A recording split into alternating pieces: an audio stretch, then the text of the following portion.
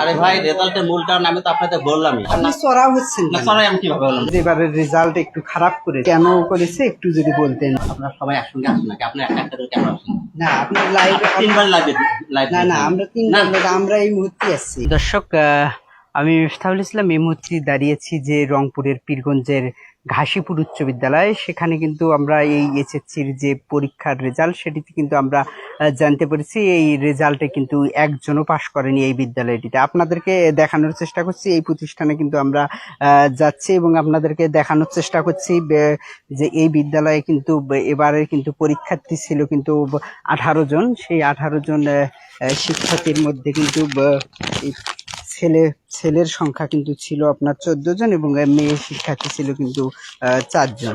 পীরগঞ্জে কিন্তু দুটি বিদ্যালয়ের মধ্যে কিন্তু এখানেও কিন্তু অনেকটাই কিন্তু আমরা জানতে পেরেছি যে লেখাপড়ার মান এবং অভিভাবকেরা কিন্তু বলেছেন যে এখানে অভিভাবকেরা বলছেন যে শিক্ষার্থীরা ভালো পড়লেও কিন্তু তাদের যে গ্রাম অঞ্চল সেটিতে কিন্তু রয়েছে এবং তাদের শিক্ষকেরা অনেকটাই ভালো ক্লাস নিচ্ছেন না বলে অভিযোগ করেছেন এখানকার।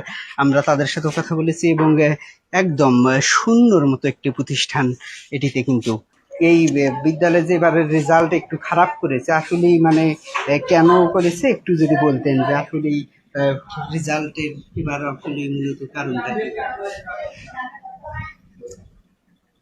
কি তাই?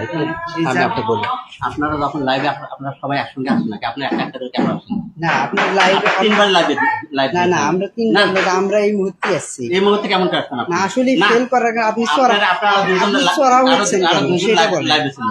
আপনাকে বারবার যখন লাইভ দেওয়া লাগবে আপনারা সবাই একসঙ্গে আসেন আপনি না? চড়াও হচ্ছেন না কেন? সরাই আমি কিভাবে বললাম? লাইভ তো বারবারই হয় মানে ঠিক আছে। একবার তো হয় না আসলে আপনি- কেন আপনি কি আপনারা বলবেন যে আমাদের দিতে আপনি সব ইয়ে করে দেন, আমি আপনি লাইভ দিচ্ছি। হ্যাঁ, আপনি তো বলেন। বসেন, আপনি লাইভটা আমি দিয়ে দিচ্ছি। যে বলেন বসেন। ঠিক আমি আছে? লাইভে রয়েছি কিন্তু এই জন্য আপনি বলেন যে কেন আসলে মূলত রেজাল্টের মূল কারণটা কি আপনারা বলবেন। আরে ভাই রেজাল্টের মূল কারণ আমি তো আপনাদের বললামই। সেটা একটু ওই বলবেন। আমাদের হলো এমপিভুক্ত টিচার স্বল্পতা। ঠিক আছে, অনলি 4টা শিক্ষক এমপিভুক্ত, যার এটা একটা সমস্যা। তারপর হলো আমরা তো সবে মাত্র ওই নবম শ্রেণী অনুমতি পাইছি। ঠিক আছে, গততে রেজাল্ট ভালো ছিল, এবার একটু খারাপ হয়েছে।